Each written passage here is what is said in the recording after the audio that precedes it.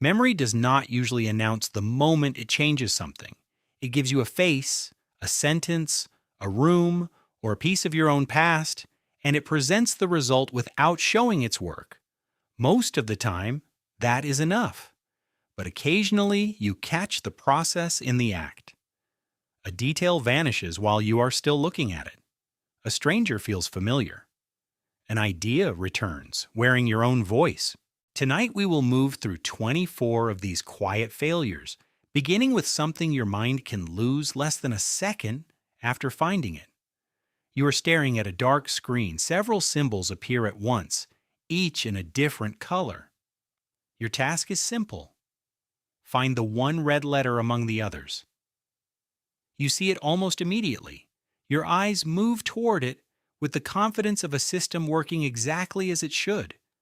Then the symbols disappear, and a question replaces them. What color was the letter? The answer should feel insultingly obvious. Color was the very feature you used to find the target. Without it, you could not have completed the task. Yet for a surprising number of people, the answer is suddenly uncertain. Red seems possible, but so does blue. The mind that located the target now behaves as though the evidence has already been removed. This is called attribute amnesia. It occurs when you attend to a feature, use that feature successfully, and still fail to report it when the request is unexpected. In experiments by Hui Chen and Brad Weibel, participants repeatedly searched for a target using an attribute such as its identity or color. On a surprise trial, they were asked to name the very attribute that had just guided their attention. Many could not. The failure happened even though the information had been relevant and consciously available only moments earlier. The strangest part came next. Once participants realized they might be asked about the attribute again, performance improved sharply. The symbols did not become brighter, their eyes did not become faster. What changed was expectation. Before the surprise question, the mind had used the information for an immediate purpose, without consolidating it into a form prepared for report. After the question, it treated the same feature as something that might be needed later. Attention, in other words, is not a receipt proving that a durable memory was created. You can consciously use a detail without preserving it. The visual system may hold exactly what the current action requires and release the rest before you ever notice it was temporary. This does not happen equally with every object. Novel and meaningful stimuli can reduce the effect, and once you expect a memory test, the conditions have already changed. Attribute amnesia is not a claim that everything you see disappears instantly. It reveals something narrower and more unsettling. Awareness can contain information that memory never agrees to keep. In ordinary life, the missing feature may be the color of the car that just passed, the design on a shirt you used to recognize someone, or the direction of an arrow you followed through a station. You saw enough to act. That is why the later emptiness feels impossible. You assume that if a detail reached consciousness, it must have left a trace. But consciousness is not an archive. Sometimes it is only a work surface.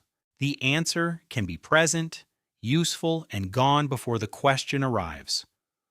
Other traces survive longer, but lose the label that explains why they are there. Imagine walking through a train station late in the evening. A poster beside the platform shows the face of a man you do not recognize. Beneath it is a name, Sebastian Weisdorf. You read it once while waiting for the train, then forget the poster completely. The following night, the same name appears in a list mixed with actors, politicians, and writers. Sebastian Weisdorf now feels different from the other unknown names. There is a quiet pressure of recognition around it. You cannot remember the station or the poster, so the mind searches for another reason. Perhaps he is an author. Perhaps you saw him in a film. The name feels known, and fame seems to explain the feeling. This is the false fame effect. In classic experiments, people first read names belonging to individuals who were not famous. When those names appeared again after a delay, participants were more likely to judge some of them as famous. The original encounter had increased familiarity, but once the source of that familiarity became difficult to retrieve, the feeling remained available for a new interpretation. An immediate test often produced less false fame because participants could still remember seeing the names in the experiment. They knew exactly why the names felt familiar. After a day, the encounter weakened while familiarity survived. The mind retained the echo and lost the room in which the sound was made. Researchers also divided participants' attention while the names were first presented. Divided attention harmed later conscious recognition of having seen the names, but familiarity could still influence fame judgments. This helped separate two experiences that usually arrive together. One is recollection. I saw this name on a list. The other is familiarity. I know this somehow. If recollection fails, familiarity does not explain itself. It simply waits to be attributed. The effect is not automatic. If you clearly remember the earlier list, or if you deliberately demand stronger evidence before declaring a name famous, the error can disappear. A repeated name does not become a celebrity in every mind. What matters is the combination of surviving familiarity and missing context. That combination appears constantly outside the laboratory. A face in an advertisement begins to look like an actor. A username encountered repeatedly feels authoritative. A surname from a local news story seems to belong to someone historically important. The feeling is genuine.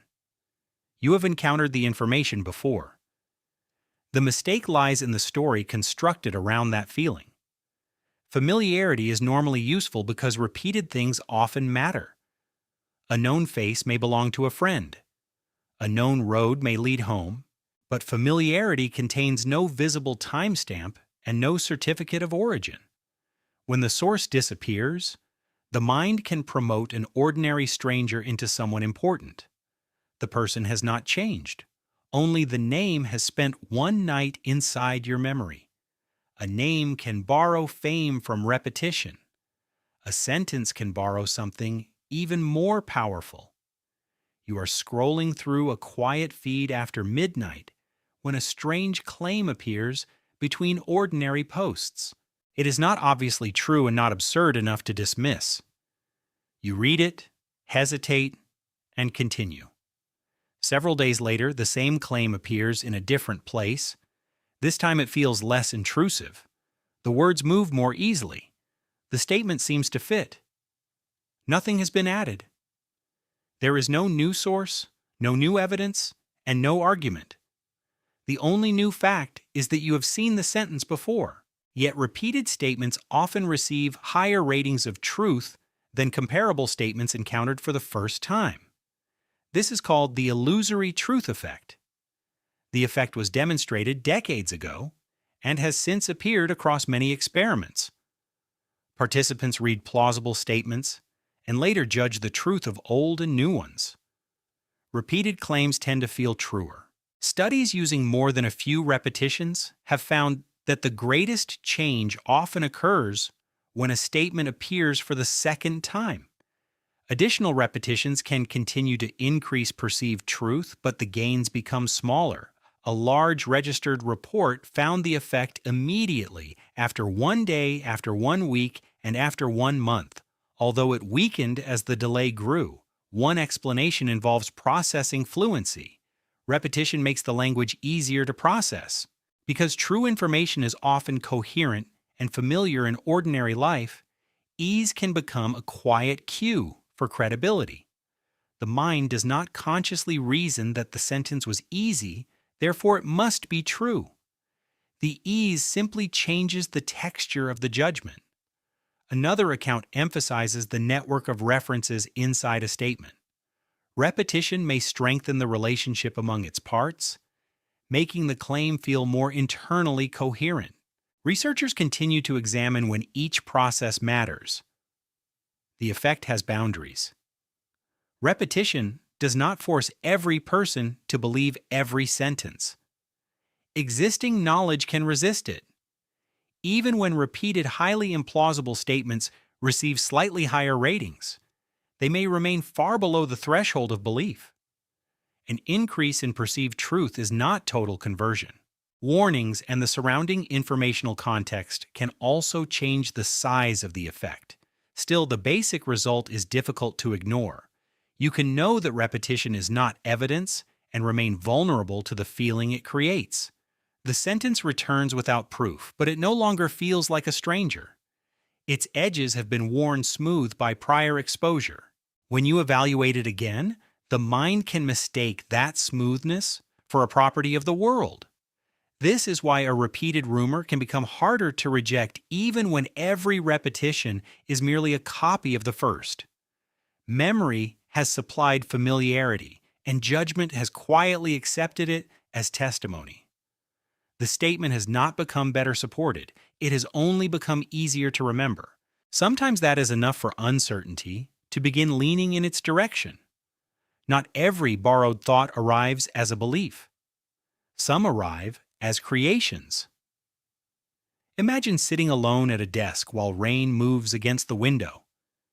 You have been trying to write a melody for hours. Then, without warning, a sequence of notes appears. It feels complete before you have built it. You play it again, surprised by how naturally it resolves. The melody seems to have risen from a place below deliberate thought. Months later, you hear an old song in a shop. The same notes emerge from the speakers. The melody you believed you created was already there. You had heard it before, forgotten the encounter, and retained enough of the pattern for it to return without its history. This is cryptomnesia, sometimes described as inadvertent plagiarism. It happens when previously encountered material reappears without the experience of remembering. Because the source is absent, the returning material can feel new and self-generated. Alan Brown and Dana Murphy examined this in experiments where people took turns producing examples from categories. Later, participants were asked to recall their own contributions and then generate new examples. Ideas previously produced by other people slipped into both tasks. Participants repeated them despite explicit instructions to avoid using responses that were not their own. The mistake did not require an intention to steal. It required a memory strong enough to preserve the item and weak enough to lose its ownership. Creative work makes the effect especially disturbing because originality is partly a judgment about source. A musical phrase does not carry a visible mark showing whether it emerged from invention, influence, or recollection. The subjective feeling of creation can be sincere. A thought may arrive with effort, surprise, and the intimate sensation that it belongs to you. None of those feelings proves that its ingredients are new. Cryptomnesia is only one explanation for similarity. Two people can independently find the same solution. Artists can draw from a shared genre. A phrase can be obvious within a language. Deliberate copying also exists. The phenomenon should not be used to excuse every act of plagiarism or accuse every resemblance of hidden memory. It shows a route by which honest authorship can become uncertain. The mind is constantly recombining material. Most influences do not return intact. A rhythm changes, a sentence loses words, an image merges with another. That transformation makes the source even harder to recognize. What remains may feel less like an old memory because it no longer matches the original exactly.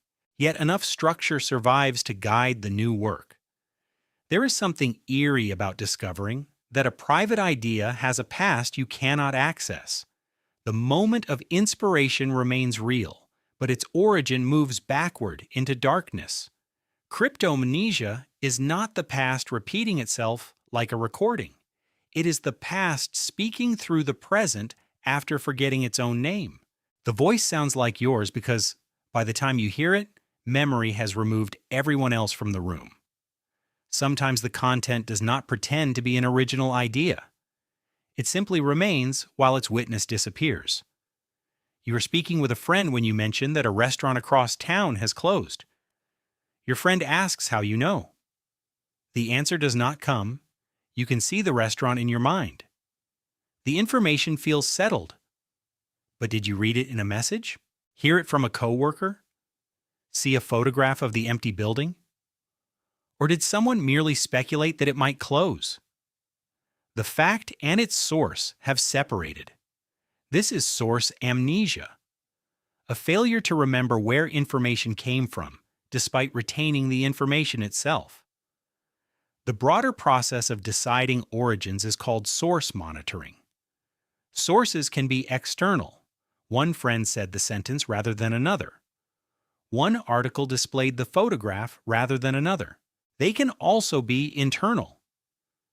You imagined an action instead of performing it. You dreamed a conversation instead of having it. Usually, memory combines characteristics such as sensory detail, location, timing, emotional tone, and the mental operations involved. Later, you evaluate those characteristics and infer an origin. That inference often feels like direct access.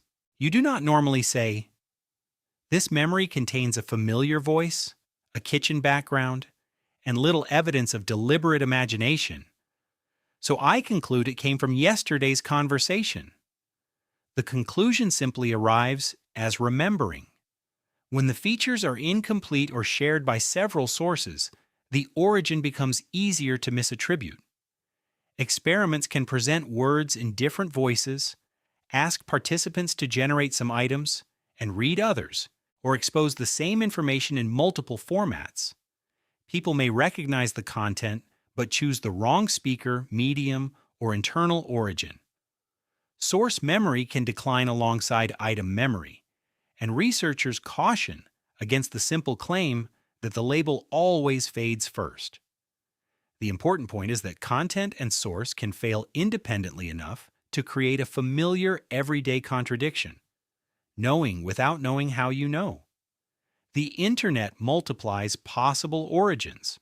A fact can move through a video, a comment, a screenshot, a private message, and a conversation within hours. Each version repeats the content while changing the surrounding context. When the claim returns later, its familiarity may be strong and its lineage impossible to reconstruct. You may remember the sentence more clearly than any person who said it. Source amnesia does not make the information false.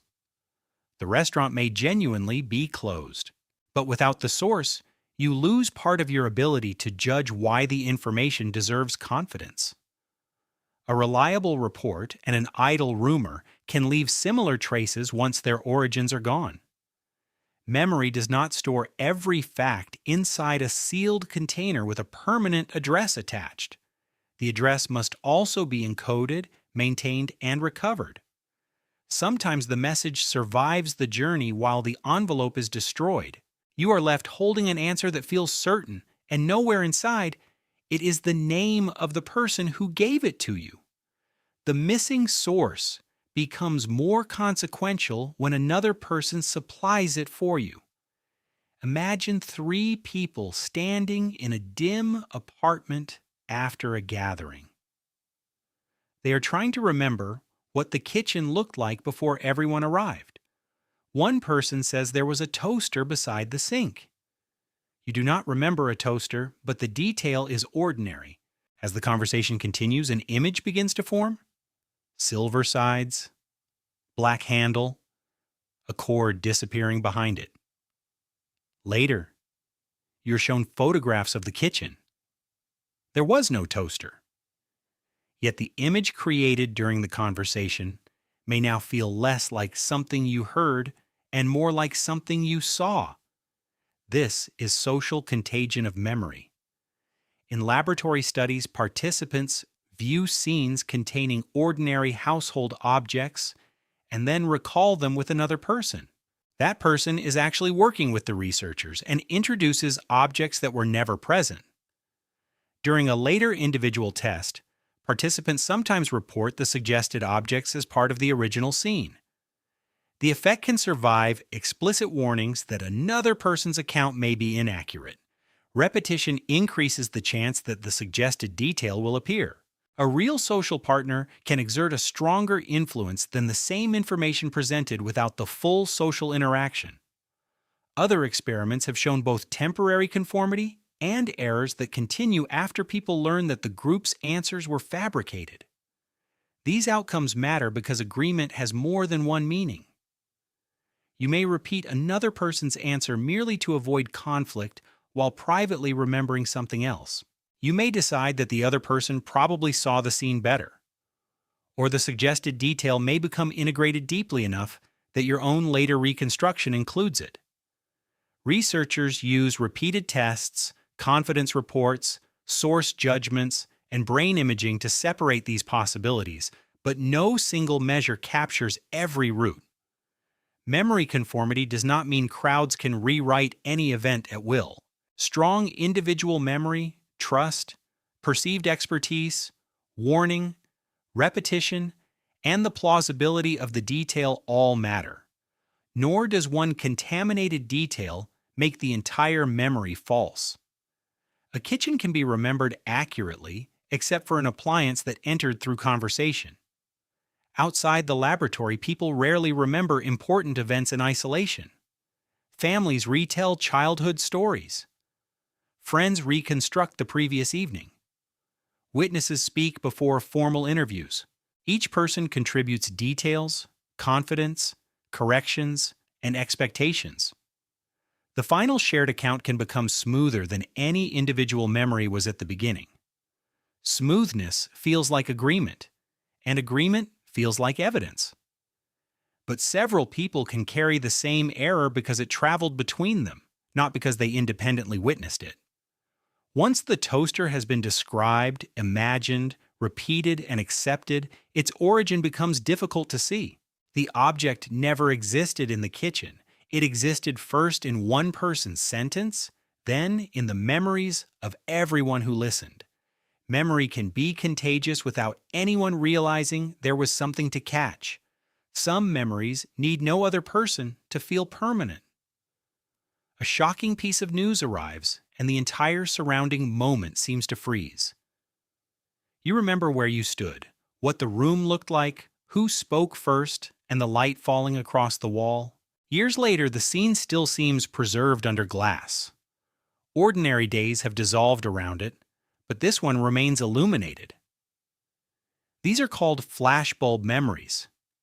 Vivid, confident memories for the circumstances in which you learned of a surprising and emotionally important event. The name suggests a camera flash capturing an instant. The feeling supports the metaphor. The memory can appear bright, detailed, and resistant to time. After the attacks of September 11th, researchers asked students to record how they had first heard the news. They also recorded a recent everyday memory. Participants were tested again after different delays. Consistency declined for both kinds of memory. Details changed.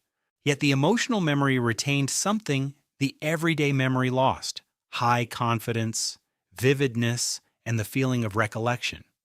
A larger project followed memories of the event for 10 years. Both event knowledge and flashbulb accounts changed rapidly during the first year and then became more stable. Confidence in the flashbulb memories remained high. Once an inconsistency entered the story, it could be repeated rather than corrected, becoming part of the stable later version. The research does not show that every detail in a flashbulb memory is false. Many details may remain correct. Emotion can strengthen attention, rehearsal, and the importance assigned to an event. People also revisit major events through conversation and media. The crucial discovery is the separation between consistency and certainty. A memory can change without losing the sensation that it has remained untouched. That sensation may come partly from the event's place in identity. You do not merely remember a room, you remember the moment the world divided into before and after. Each retelling reinforces the significance of the scene, and significance can preserve confidence even when small elements drift. The wrong shirt color does not feel like a guess. It belongs to a memory whose emotional center is undeniably real. This makes flashbulb memories different from deliberate lies and from ordinary uncertainty. The person may be completely sincere. They are not inventing the confidence. What fails is the assumption that confidence measures the historical stability of every detail. The flash remains, the date remains, the emotional weight remains. Around them, furniture can move, speakers can change, and sentences can be replaced, while the mind continues to present the scene as a single, preserved instant. The memory feels frozen because its meaning has not changed. Its contents are less still than they appear. Once the outcome of an event is known, the uncertainty that came before it can also disappear. Imagine watching a storm form beyond the city. Forecasts disagree. One path carries it north, another brings it directly toward the coast. You look at both maps and say the outcome is impossible to know. The following day, the storm turns north. Within hours, that path begins to look inevitable. The temperature, the wind, and the shape of the clouds all seem to have pointed in the same direction. You remember leaning toward the northern forecast. Perhaps you even feel that you knew it all along. This is hindsight bias, the tendency to see an outcome as more predictable after learning what happened.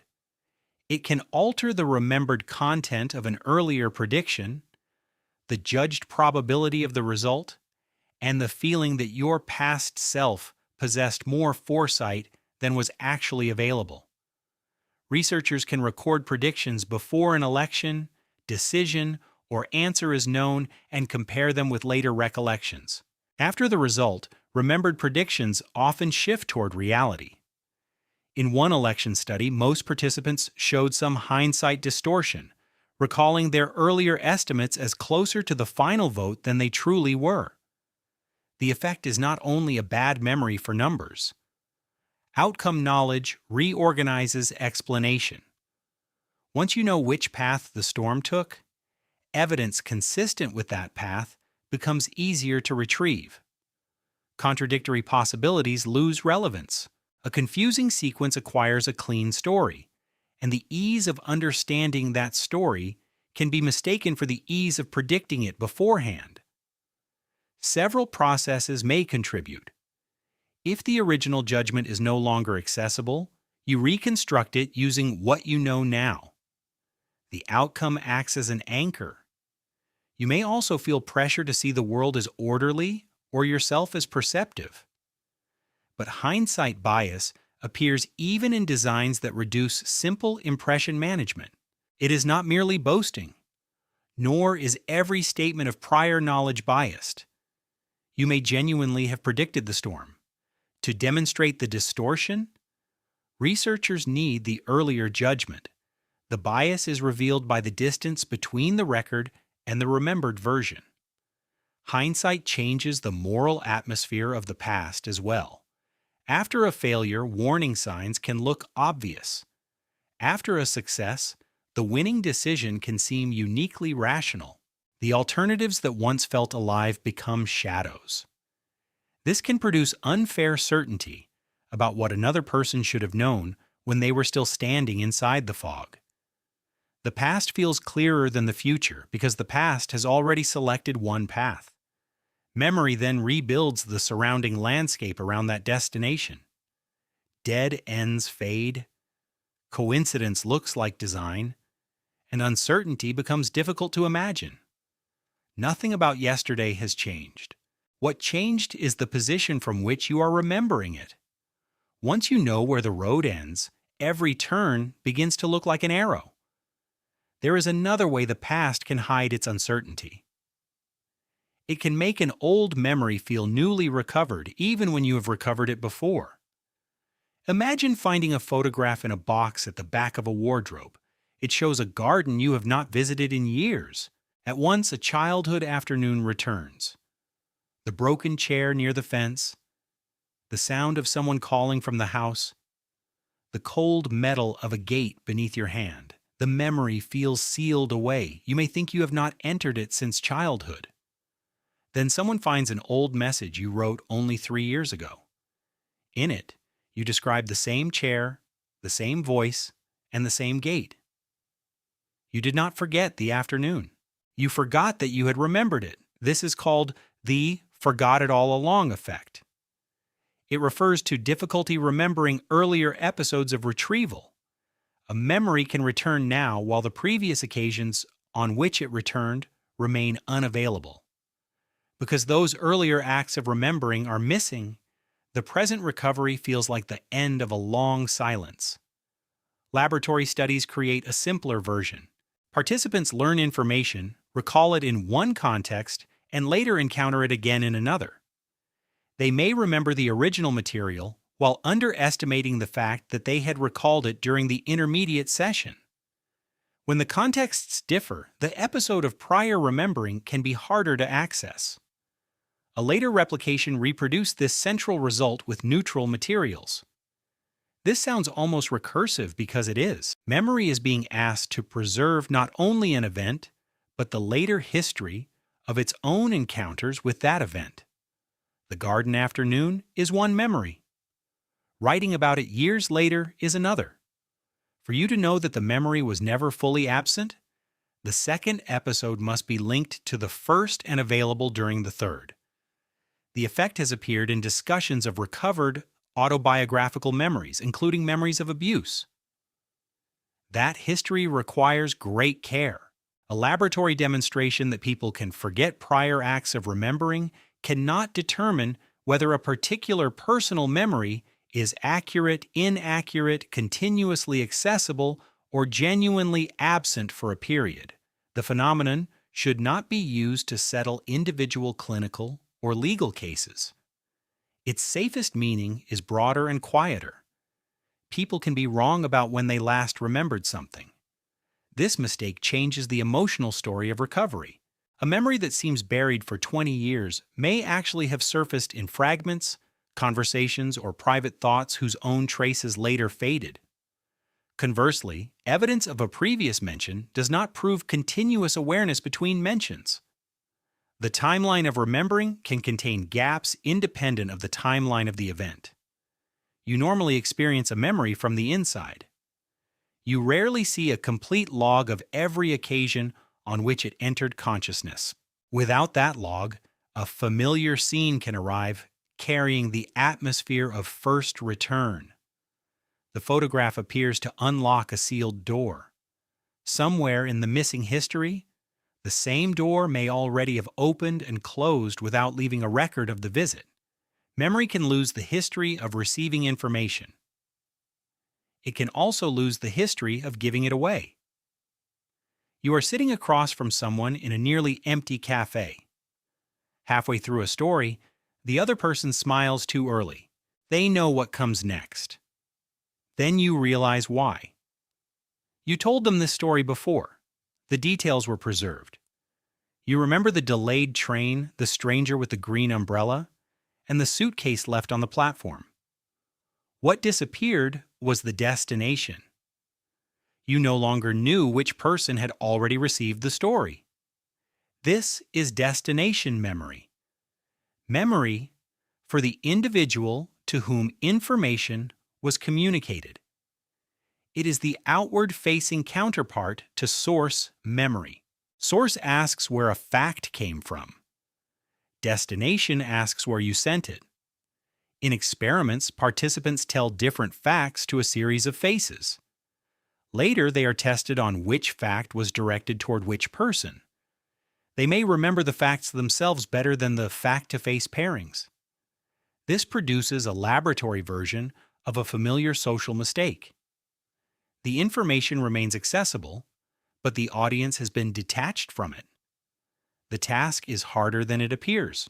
While you tell a story, attention is drawn toward the story itself. You monitor the words, the order, and the listener's reaction. The recipient is physically present, but presence does not guarantee that the association between this person and this information will become durable. If you tell similar stories to several people in similar rooms, the episodes share so many features that their destinations can blur. Destination memory does not explain every repeated anecdote. People repeat stories deliberately. They may enjoy them, forget only part of the earlier conversation, or believe the new setting changes their relevance. But the phenomenon identifies a genuine component of social memory that can fail separately from content. There is an odd imbalance in the experience. When someone begins repeating a story to you, the repetition may be obvious because you possess the destination record they lost. You were there. You remember receiving it. The speaker stands inside a version of the past from which your presence has been removed. The same thing happens with secrets, recommendations, warnings, and jokes. You pause before speaking and search the faces of friends like rooms in a dark building. Which one contains this conversation already? Sometimes a reaction restores the connection. A raised eyebrow, a familiar laugh, or one corrected detail suddenly returns the earlier scene. Until then, the story seems unused. Conversation depends on more than knowing things. It depends on remembering the paths those things have traveled. When destination memory fails, a message circles back to the same door. The person opening it recognizes the package. The person carrying it does not remember ever being there. Some messages never reach any door because the future fails to reactivate them. You leave home carrying a sealed envelope. It must be mailed before the end of the day. You place it in the outside pocket of your bag, so it will be impossible to miss. During the walk, you think about the post office. The intention is clear. Hours later, you return home. When you remove the bag, your fingers touch the envelope. The entire intention returns at once, complete and useless. You did not forget what the envelope was. You forgot to remember it at the moment when remembering could still become action. This is a prospective memory failure. Prospective memory is memory for intentions that must be carried out in the future. It includes remembering to make a call at a particular time, deliver a message when you meet someone, or perform an action when a certain event occurs. Researchers distinguish time-based intentions from event-based intentions. A time-based task might require doing something at 8 in the evening. An event-based task might require doing it when a particular person enters the room. Both depend on a delayed intention becoming active again, but the route is different. A clock can serve as an external signal. A person, place, or object can serve as an event cue. Sometimes you must monitor deliberately. Sometimes the cue seems to bring the intention back on its own. Studies using diaries show that prospective failures are common in everyday reports. In one study across adulthood, they were among the most frequent and consequential lapses recorded. Younger adults reported more of them than middle-aged and older adults, an example of the age prospective memory paradox. Older adults often perform worse on tightly controlled laboratory tasks but can perform well in daily life, perhaps because routines, motivation, planning, and external reminders differ. An uncompleted intention is not always forgotten. Recent diary research asked people why daily plans were not fulfilled and found that forgetting accounted for only a minority of reported failures. Circumstances changed, opportunities disappeared. People decided not to continue. That distinction matters. Prospective memory failure describes the letter returning to mind too late. Not every letter that remains unmailed. The experience has a peculiar cruelty because the original intention can return in perfect condition. You know exactly what you meant to do. The late reminder reveals that the information existed somewhere while the useful moment passed without it. Memory did not destroy the plan. It failed to deliver it to the present. For several hours, the envelope traveled beside you as a physical cue that never became loud enough. Then, inside the safety of home, one touch opened the entire future you had intended. By the time the message arrived, its destination was already yesterday. Modern life provides another solution to this problem. Instead of trusting the intention to return, you place it somewhere outside yourself. You save the address, set an alarm, leave the tab open. Store the document in a folder whose location you can remember, even if its contents fade. Imagine reading a difficult fact on a computer late at night. In one version, the screen warns that the text will be deleted. In another, it says the text has been saved. Later, you may remember more of the fact when you expected it to disappear. When you expected future access, you may remember less of the information itself and more about where it was stored. This pattern became known as the Google effect on memory. In 4 studies, Betsy Sparrow, Jenny Liu, and Daniel Wegner examined how expectations of computer access changed what people retained. Difficult questions could prime thoughts of computers. More importantly, when participants believed information would remain available, their memory shifted toward its location. The computer became part of a transactive memory system. Transactive memory existed before search engines. In families and groups, one person remembers birthdays, another knows routes, and another knows how a machine works. No individual needs to contain the entire system if everyone knows who contains each part. Digital tools expand this arrangement. The partner is no longer only another person. It can be a folder, search engine, contact list, or cloud account. The popular version of the Google effect often becomes too dramatic. The experiments did not show that the internet is destroying human memory or making knowledge impossible. They showed that expectation changes allocation. When information is expected to remain accessible, remembering the path can become more valuable than remembering the content. A recent meta-analysis gathered a broader group of findings associated with intensive internet search, but those studies vary in task and definition. The safest claim remains the specific one. Under certain conditions, availability alters whether you retain the answer or its address. This can be efficient. No mind remembers every phone number after a contact list begins remembering them reliably. External storage frees internal resources for other work, but it also creates a dependency that remains invisible until access fails. You recognize this when a bookmarked page disappears. The knowledge seems close because you remember exactly how you used to reach it.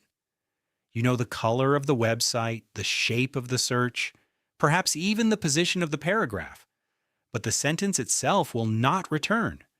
You preserved the map and allowed the territory to exist somewhere else. The screen was never literally part of your brain. It became part of the larger system by which you expected memory to function. When the system is intact, the difference barely matters. When the folder is empty, you discover that what felt like knowledge was partly a route to a place that no longer exists. A camera offers a more intimate bargain. It promises not merely to store information, but to preserve a moment. You enter a museum gallery where the lights are low and the rooms are nearly silent. In front of each painting, you lift your phone, frame the image, and press the screen. By the end of the visit, you possess dozens of perfect records.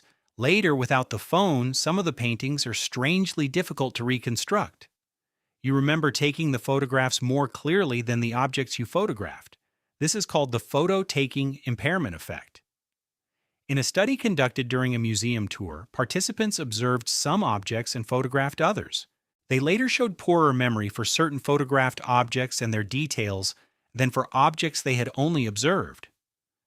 The camera appeared to preserve the view while changing what the observer preserved internally. The result was not simply that holding a device ruins attention. When participants zoomed in on a specific part of an object, some of the impairment disappeared. Focusing the camera may have focused the mind. Later experiments found impairment even when people took multiple photographs, including multiple unique views. More recent research found poorer recognition after participants saved images through photos or screenshots, while also challenging the idea that task complexity alone explains the effect. Photography can produce benefits too. Choosing what to photograph can increase visual attention to selected features. Voluntary photography may improve memory for what appears in the frame while reducing memory for sounds or peripheral context. Reviewing the images later creates a new experience and another opportunity to remember. The effect depends on what is photographed, why, how selectively, and what kind of memory is tested. It would therefore be wrong to say that taking photographs always makes experiences disappear. The darker and more interesting possibility is that photography changes the division of labor. Part of the mind treats the image as safely handled. The act of capture becomes the event, and the original scene receives less internal work than expected. This helps explain a familiar holiday paradox. Hundreds of images survive, yet the unphotographed gaps between them can feel more alive. A meal with no picture returns through smell and conversation. A monument photographed from 5 angles survives mainly as 5 nearly identical files. The camera contains more detail, but your own access to the moment is not measured in pixels. In the gallery, every painting remains available on the phone. That availability hides the cost. Only when the battery dies, the account is lost? Or you try to remember without looking, do you discover where the experience was stored? You left with a record of everything you chose to capture. The record is evidence that you were there. It is not the same thing as being able to return. Even without machines, the act of recovering one memory can make another harder to reach. Imagine learning several words arranged into categories. Under fruit, you see orange, banana, lemon, and cherry. Under drinks, you see coffee, tea, water, and milk. Later, you repeatedly practice orange and banana. The practiced words become fast and clear. When the final test asks for every fruit, something unexpected happens. Lemon and cherry can be recalled worse than the untouched words from categories you never practiced. Remembering part of the past has helped those items and harmed their neighbors. This is retrieval-induced forgetting. In the classic paradigm, participants study category item pairs, practice retrieving some items from some categories, and then attempt to recall all of them. Related items that were not practiced often perform worse than baseline items from unpracticed categories. A large meta-analysis confirmed that the overall effect is reliable across a substantial literature. Why it occurs remains debated. The inhibition account proposes that while you retrieve orange, related competitors such as lemon interfere. The system suppresses those competitors so the target can win. That suppression can temporarily reduce their later accessibility. Other accounts argue that inhibition is not necessary. Strengthened practiced items may block weaker ones, change the available cues, or dominate the search. The experiment demonstrates a cost without requiring one final mechanism. Selective retrieval alters the field in which later retrieval occurs. Memory is not a neutral shelf where removing one item leaves every other item untouched. Everyday examples must be used cautiously because real memories have richer cues than word lists. Repeatedly telling one version of an event may strengthen that route and leave alternatives less accessible, but a laboratory effect with categorized words does not prove that all silence around a life story was actively suppressed. Retrieval-induced forgetting is specific, conditional, and often temporary. Still, the central contradiction remains. Practice is supposed to preserve. It does preserve the things practiced. The loss appears next door, among related details that competed and lost. Rehearsing the names of 2 guests may make the other guests harder to list. Repeating one explanation may make an alternative more difficult to recover. The brightest path through memory can cast shadows beside it. This is one reason recollection changes with use. Each return is not merely another viewing of a fixed archive. Retrieval is an action. It strengthens, selects, and reorganizes. What comes back easily next time partly depends on what you forced to come back today. The forgotten words were not marked for removal. No one instructed you to lose them.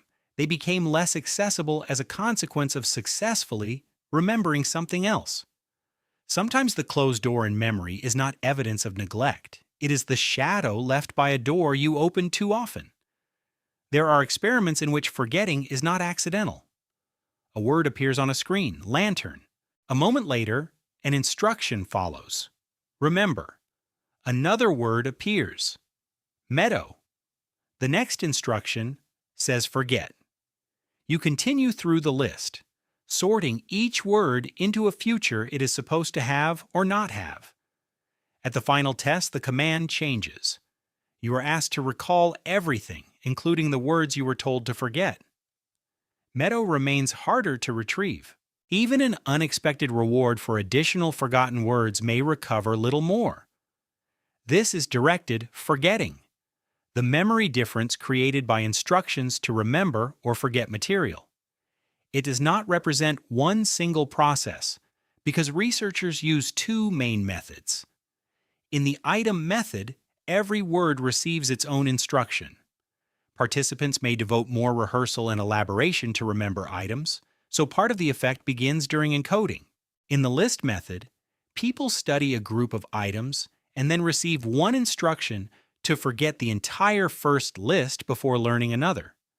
Changes in mental context and access to the first list can become more important. The two methods behave differently on tests. Item method directed forgetting often appears in both free recall and recognition. List method effects can be strong in recall and weak or absent in recognition. That difference suggests the first list may remain stored while becoming harder to access through the current retrieval context. The effect is not proof that a person can erase any chosen memory by issuing an internal command. Laboratory words lack the emotion, repetition, sensory detail, and personal meaning of real events. The instruction to forget may encourage a strategy. It does not operate like a deletion key. Researchers also distinguish directed forgetting from thought suppression tasks in which participants repeatedly prevent a memory from entering awareness. What the experiment reveals is more subtle. An instruction about the future can change how the present is encoded. The label forget tells the mind that this item will not be useful. Attention withdraws, rehearsal stops, or the mental context is abandoned. When the test later reverses the instruction, you cannot always restore the processing that never occurred. There is an almost ceremonial quality to the task. Each word appears, receives a sentence of survival or disappearance, and leaves the screen. Yet the outcome is imperfect. Some forget words remain. Some remember words vanish. Directed forgetting changes probabilities, not destinies. The dark screen does not contain a trapdoor beneath Meadow. The word is lost through ordinary allocation. It received less work, fewer links, or a context that was later set aside. Forgetting looked like an order, but the mind carried it out through the same quiet mechanisms it uses every day to decide what deserves another moment. An instruction can remove support. A hint can do something stranger. It can make remembering worse while appearing to help. Imagine trying to list everyone who attended a crowded dinner several years ago. You begin with your own route through the evening, the person by the window, the couple who arrived late, the friend sitting near the kitchen. Then someone hands you a list containing 4 names. All 4 are correct. You expect the list to unlock the rest. Instead, your private route collapses. The supplied names repeat in your mind while the missing guests become harder to find. This is the part list queuing effect. When people study a list and later receive some of its items as retrieval cues, they can recall fewer of the remaining items than people who receive no part list cues. Several mechanisms may contribute. The cues can block weaker targets because the supplied items keep returning. They can disrupt the strategy you would have used, replacing your organization with an incomplete external one. Retrieving the cues may suppress competitors. At the same time, cues can reactivate useful context. This is why part-list cueing is not always harmful. Under some conditions, especially after longer delays or when the cue is carefully selected, hints can help. A recent computational approach demonstrated exactly that distinction by choosing cues predicted to guide people toward unsearched regions of memory. The best cues improved recall relative to the worst ones. The lesson is not that help is dangerous. It is that a cue has direction. It can open a path you had lost or occupy the entrance to a path you were already using. The effect extends beyond word lists in related forms. Groups remembering together often recall less in total than the same individuals would produce separately and combine afterward, a pattern called collaborative inhibition. Other people's retrieval can interrupt personal organization even when every contribution is accurate. This makes memory assistance fundamentally different from pouring water into an empty container. The missing material is not simply waiting for any related item to pull it out. Recall is a search through an arrangement. Change the arrangement, and you change what becomes reachable.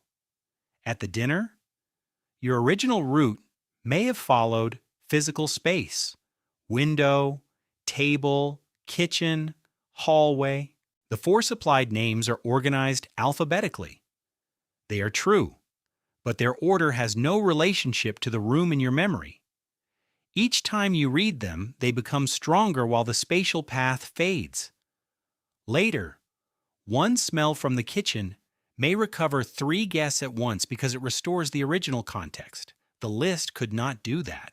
It contained correct answers, but not the structure that made the remaining answers accessible. Sometimes the most obstructive clue is the one you trust because it cannot be wrong. The 4 names belong to the past. Their presence on the page is accurate. Yet accuracy alone does not make a key. A key must fit the route by which the rest of memory is arranged. The wrong help can stand in front of the right door. Memory does not only lose objects inside a scene. It can quietly enlarge the scene itself. Imagine finding an old photograph of a dining table. The frame is tight. A bowl occupies the center. 2 chairs are cut off at the edges, and only a narrow strip of wall is visible behind them. You study the picture for a few seconds and then turn it over. When you draw what you remember, the room has expanded. More floor appears beneath the chairs. The wall stretches outward. Objects that were near the border now sit farther inside the scene. You remember not only what the camera showed, but space the camera never captured. This is boundary extension, the tendency to remember a close view of a scene as if it included more beyond its original edges. In early experiments, people drew or reconstructed photographs after brief viewing. Their memories frequently extended past the frame. In one study, most drawings contained likely content from outside the original boundaries. The error appears rapidly. It has been demonstrated with visual scenes and even with arrangements explored through touch. Brain imaging research suggests that regions involved in scene construction participate while the wider spatial context is being extrapolated.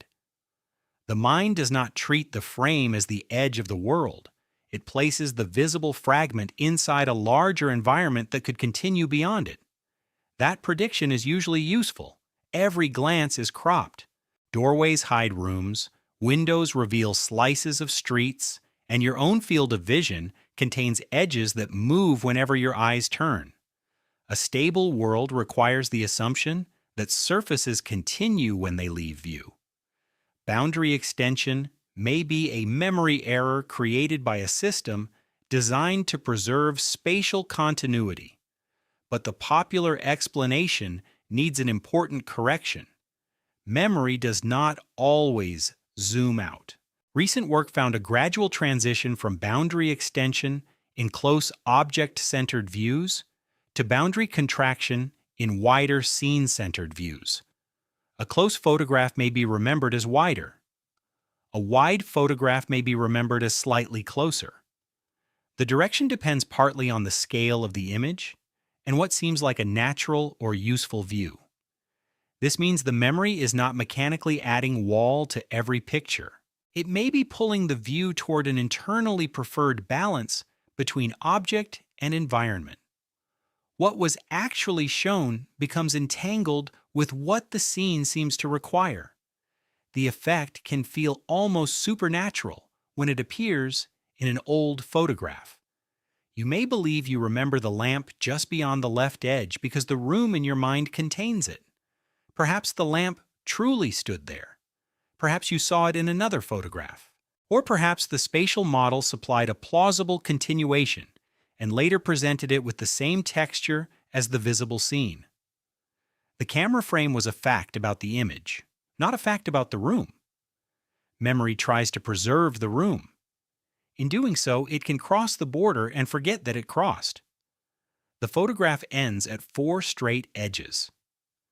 The remembered world refuses to stop there. The mind also refuses to stop a moving object exactly where vision lost it. Picture a sequence of images showing a person diving toward dark water. In the final frame, the body is suspended above the surface. The image disappears. A moment later, you are shown several possible final positions and asked to choose the one you saw. The remembered diver may be slightly closer to the water than the diver in the actual last frame. The trajectory continued inside memory after the picture ended. This is representational momentum. In classic experiments, the remembered final position of a moving target was displaced in the direction of motion. The term borrows from physical momentum, but the effect belongs to representation. The object on the screen stopped. The system predicting its next state did not stop at exactly the same instant. Prediction is inseparable from ordinary perception. To catch a ball, cross a street, or follow another person's hand, you must represent where something is going, not only where it was when light reached your eyes. Usually, the prediction prepares action. In a memory test, it can become visible as a small distortion. The effect is influenced by expected motion, timing, context, and the type of stimulus. It should not be described as the brain applying one literal law of physics to every image. Auditory timing can alter visual representational momentum.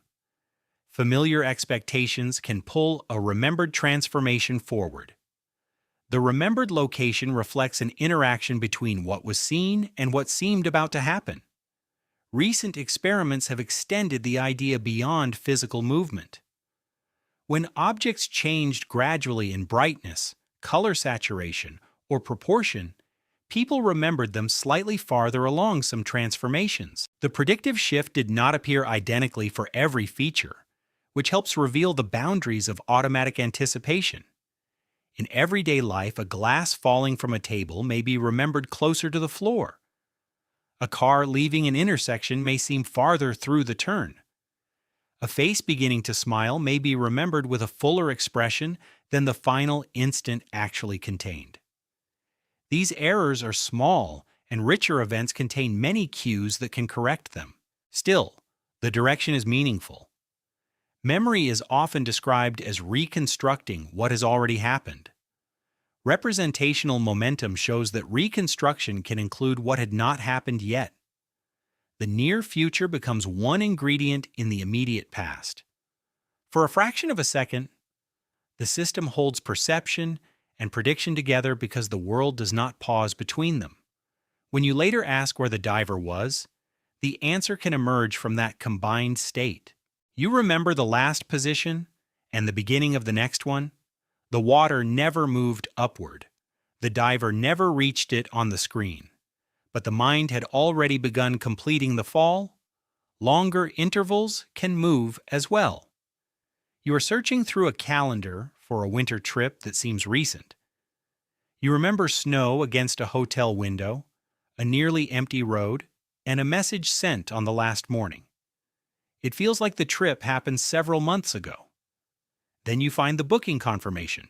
Almost 2 years have passed. This kind of dating error belongs to the telescoping effect. In forward telescoping, older events are remembered as more recent than they really are. Backward telescoping places events farther into the past. The name suggests time collapsing like the sections of a telescope, but the mechanism is more complicated than a general compression of experience. Rubin and Baddeley studied how people dated academic talks over intervals of months and years. Dating errors grew as events became more remote, and estimates tended to shift toward the middle of the time period being considered. Their model explained apparent telescoping through several factors. Recent events were more likely to be retained, uncertainty in dates increased with delay, and events from outside the requested period could intrude only from parts of time that had already occurred. This is why a vivid event is not necessarily a well-dated event. The snow, road, and hotel may survive while the calendar position is reconstructed from weak clues. You estimate using the home you lived in, the job you had, the phone you carried, the person who traveled with you, and the events remembered nearby. If those anchors are broad, the date can slide without disturbing the scene. Questions also shape the answer. Asking what happened in the last year creates a boundary. An event just outside it can be pulled inward, while no future event can intrude from the other side. Across many reports, this asymmetry can resemble systematic compression even when individual errors are not all pointing toward the present. Telescoping should not be used to claim that everyone feels time accelerating in the same way. Subjective speed, dating memory, and the emotional sense that years passed quickly are related questions, not identical ones.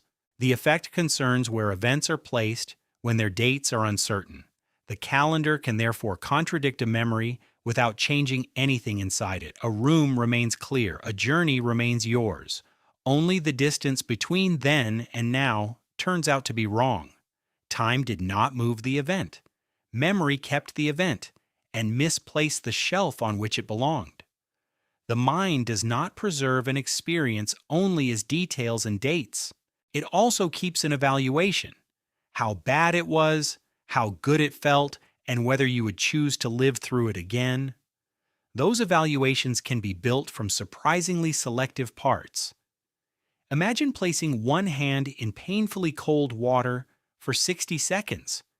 In another trial, you endure the same 60 seconds and then remain for 30 seconds more while the water becomes slightly warmer, though still unpleasant.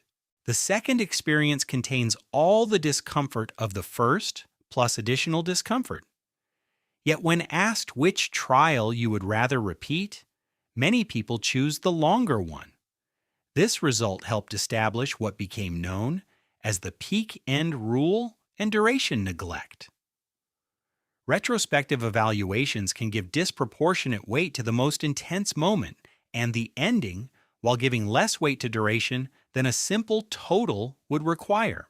The longer trial ends less badly, and that gentler ending can improve the memory of the whole experience enough to make more pain preferable to less. Related patterns have appeared in studies of medical discomfort and pleasurable experiences. A sequence is not always remembered as the sum of every moment. Memory compresses it into a smaller set of features, and future choices may respond to that summary. The rule is memorable partly because it is easy to overstate. The peak and the end do not govern every experience. In a study of vacations, participants reported their happiness day by day and later evaluated the trip as a whole. The peak-end rule was not an outstanding predictor. Several summaries performed reasonably, and much reconstruction was involved. Long, complex experiences contain meaning, trends, expectations, and narratives that cannot be reduced to 2 points. Even in shorter events, the peak may be difficult to identify, positive and negative moments may interact, and duration can matter. The safest claim is that retrospective evaluation does not always integrate experience equally across time. Certain moments can dominate. This creates a strange separation between the life that was lived and the life that is later chosen. The experiencing self endured every second. The remembering system preserves an edited account. If the account gives unusual power to the ending, adding a less painful final chapter can make the longer story seem preferable. The effect is not irrational in every context. Endings can contain information about safety, resolution, and what state remains afterward. Peaks reveal intensity. A memory system, unable to retain every moment, must summarize somehow. But the summary can hide duration so completely that it recommends returning to an experience containing more total discomfort. By the time you make the choice, the cold water is gone. You are not comparing two streams of sensation. You are comparing two compressed traces. One ends at its worst. The other continues into something slightly less severe.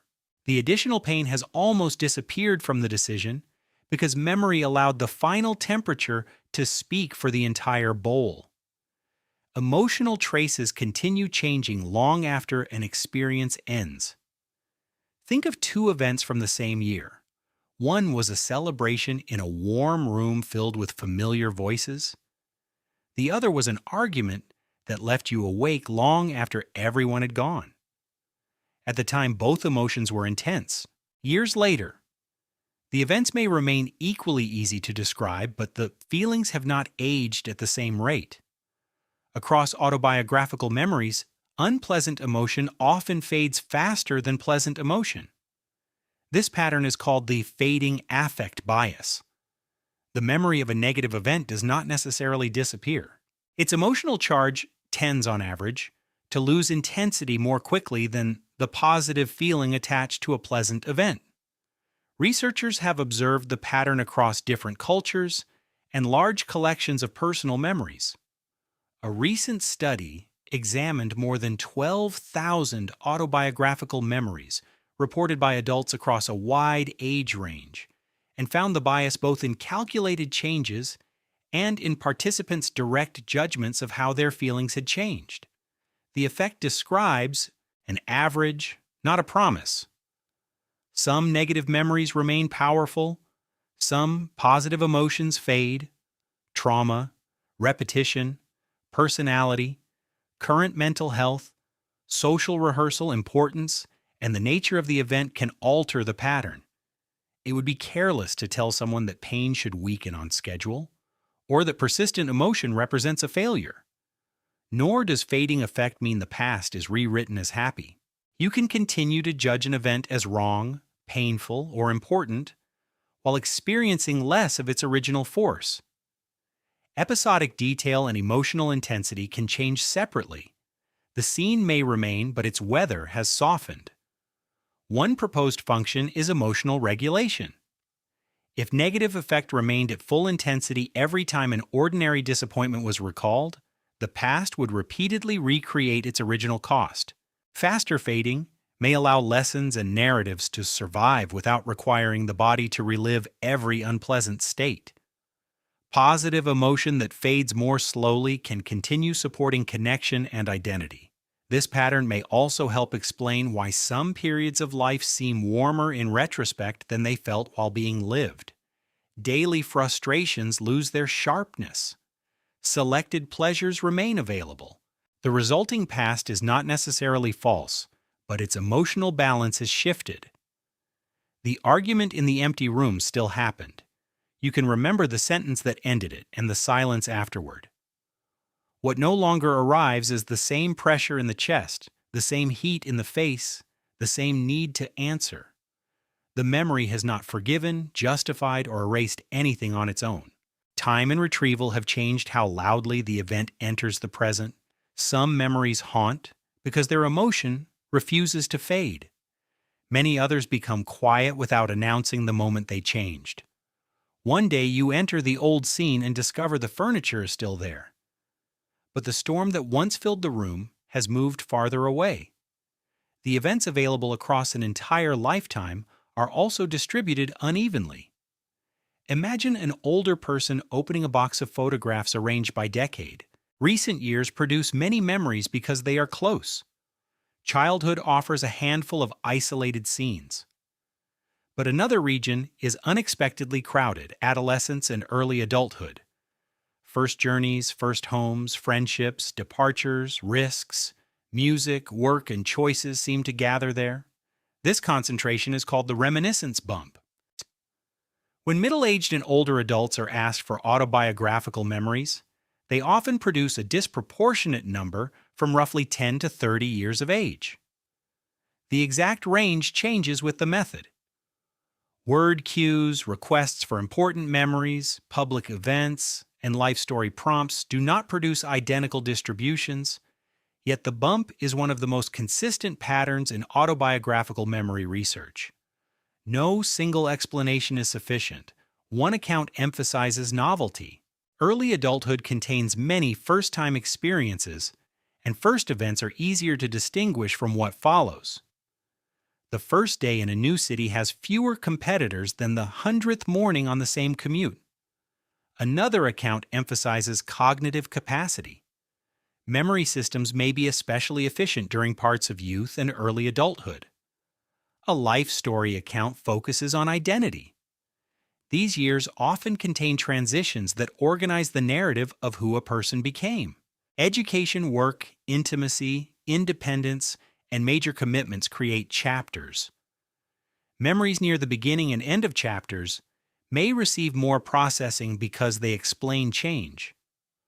Cultural life scripts also tell people which events are expected to be significant and when they usually occur. Research comparing these explanations suggests that first-time experience, importance, emotional value, identity, and cultural structure all contribute in different ways. The bump is not one hidden folder activated by age. It is a population-level shape emerging from many lives and many methods of asking. It also has sensory variations. Memories evoked by words and sounds often cluster in adolescence and early adulthood, while odor-evoked memories can show an earlier peak in childhood. The cue does not merely unlock a fixed distribution, it changes which corridors become accessible. The reminiscence bump does not mean every event between 10 and 30 is remembered better than every event outside it. Recent memories remain plentiful. Important events can occur at any age. Individuals differ. The phenomenon appears when many memories are collected and placed along the lifespan. Still, its shape says something quiet about identity. A life is not remembered in proportion to the number of days lived. Decades of routine can occupy less autobiographical space than a few years of change. The calendar gives every year equal length. Memory does not. When the older person lifts a photograph from the box, the paper may show an ordinary street, but the image belongs to a period when the self was still acquiring its lasting outline. The street leads to a first job, a room once shared, a decision whose consequences continued for decades.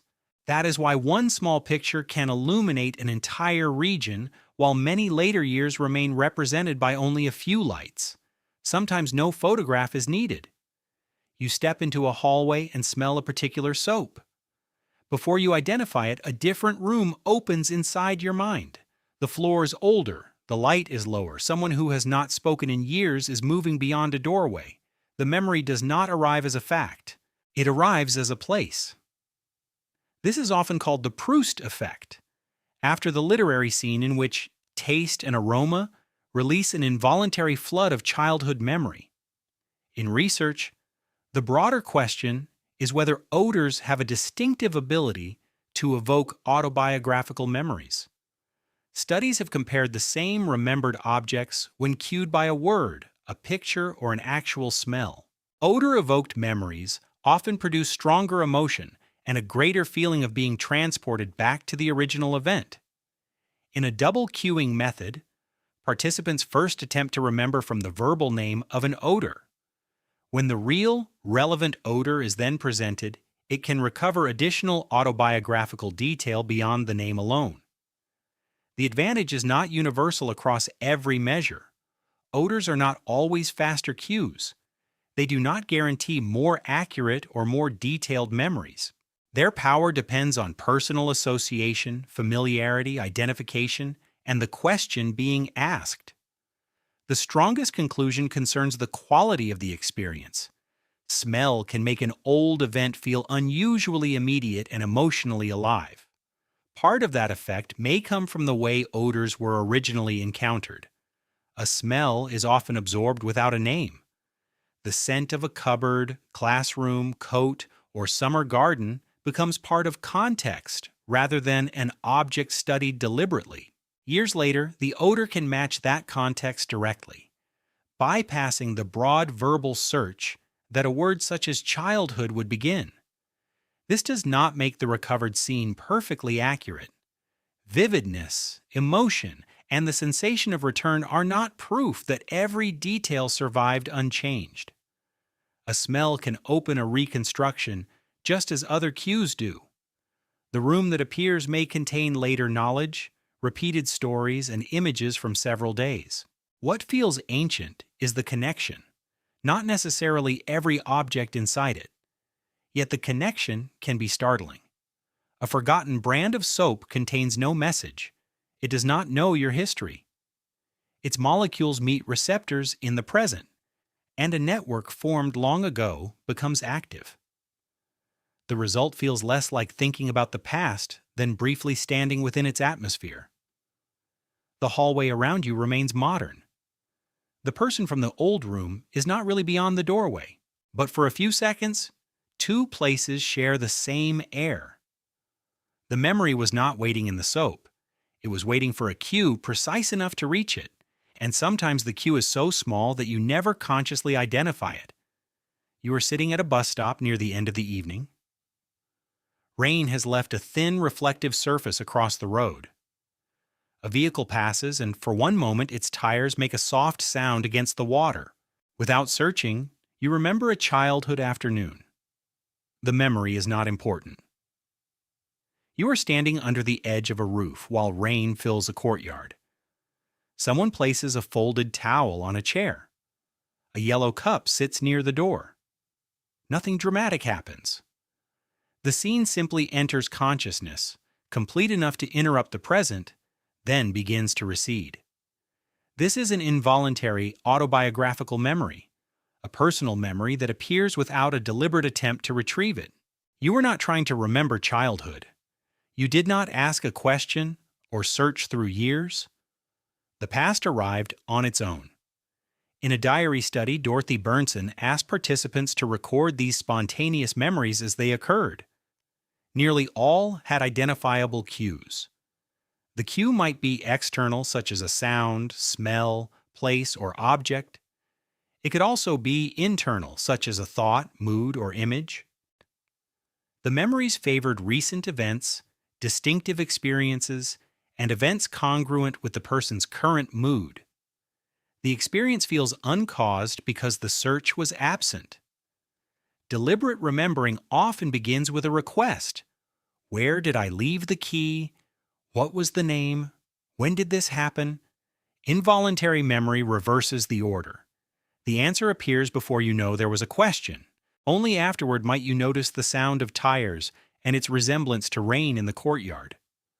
Not every spontaneous memory is intrusive or traumatic. Many are mundane, pleasant, neutral, or briefly sad. Some return repeatedly.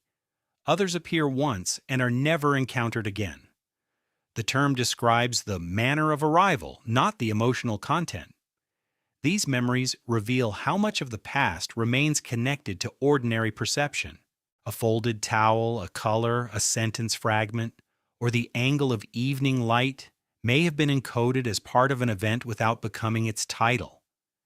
Years later, the matching fragment acts as a path. The connection can remain dormant while the event itself seems lost. You may not be able to summon the same memory deliberately the next day. The cue at the bus stop contained a particular combination of sound, rain, darkness, and state of mind. Reconstructing one element may not restore the whole configuration. The path existed for a moment and then changed with the scene around you. This is a softer kind of memory glitch. Nothing is judged famous, no source is stolen, and no detail needs to be wrong. The strangeness lies in ownership. A part of your life entered the present without asking the part of you that normally decides what to think about. Across all 24 phenomena, memory has behaved less like a vault than a living system of selection and inference. It used a color and discarded it. It preserved familiarity without origin, truth without evidence, ideas without authors, facts without speakers, and stories without listeners. It remembered a news flash with confidence, rebuilt predictions after outcomes, stored intentions too late, and trusted cameras and computers with pieces of the past. It made remembering compete with remembering, allowed correct clues to obstruct a search, extended photographs beyond their edges, pushed movement into the future, and placed events on the wrong dates. Then it softened emotion, concentrated decades around the formation of identity, and reopened a forgotten room through the smell of soap. These are not 24 signs that memory is broken. Most are costs of the same operations that make memory useful. Selection prevents every detail from crowding the present. Familiarity speeds recognition. Prediction keeps perception ahead of movement. Reconstruction connects incomplete fragments. External storage expands what a person can access. Forgetting allows old emotion to loosen its grip. The unsettling part is not that memory sometimes fails. It is that failure often arrives with the same voice as success. A false source does not glow red. A shifted date does not feel displaced. An expanded photograph does not display the line where imagination crossed the frame. The finished memory simply appears, and the mind recognizes its own construction as the past. At the bus stop, the childhood courtyard remains for another second. Rain falls in both places.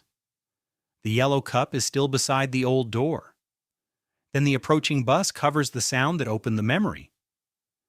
The present becomes solid again, and the courtyard withdraws without closing any visible entrance. You may never know why that particular scene survived, how often it changed, or whether it will return. For a moment it was here. Then the road, the rain, and the dark window took its place, leaving only the faint sense that somewhere inside an ordinary evening, the past had recognized you first.